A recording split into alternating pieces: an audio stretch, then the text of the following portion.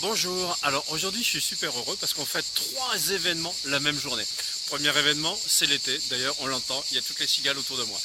Deuxième événement, c'est la fête de la musique, donc l'occasion de faire une bonne fête entre amis et d'écouter des belles musiques. Troisième événement, ça y est, on a passé le cap des 1000 abonnés à la chaîne YouTube Aquadomia One et ça j'en suis particulièrement fier, ça veut dire que les questions que je traite sont utiles à beaucoup de personnes et je rappelle l'idée de la chaîne en fait c'est de vous apporter vos réponses à vos questions sur la formation plongée et puis bien sûr si ça peut vous donner envie d'aller dans mon école de plongée se former dans l'école de plongée aquadomia.com, se former avec moi dans le parc national des Calanques, ce sera très volontiers.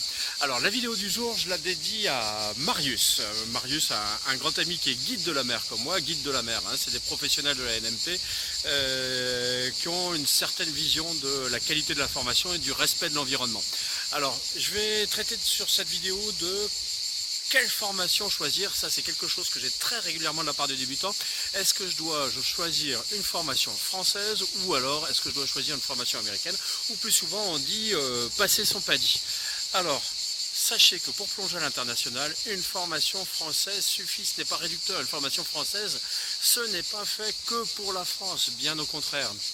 Et avec les qualifications ANMP, celles qui sont délivrées par l'Association nationale des moniteurs de plongée, elles ont bien sûr une reconnaissance internationale et en plus, ce qui les différencie par rapport à d'autres cartes françaises, c'est que votre photo figure sur la carte comme sur les cartes américaines.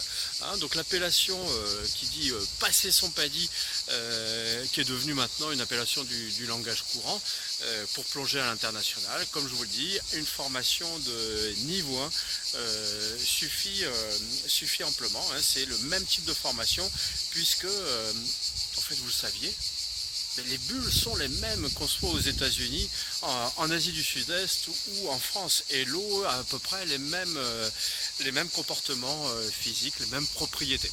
Donc pour plonger à l'international, vous pouvez bien sûr passer votre PADI ou alors d'autres organisations bien en vogue comme SSI, SDI. Je vous rappelle que chez Aquadomia, on plébiscite pour SDI qui a la philosophie de formation la plus proche des écoles françaises, mais les cartes ANMP, il faut y penser. Pourquoi? Parce que ça rassemble des professionnels, donc vous serez formé par un professionnel, quelqu'un qui vous permet d'aller directement à l'essentiel et qui cherche à vous fournir best money for value, donc la meilleure qualité pour votre argent.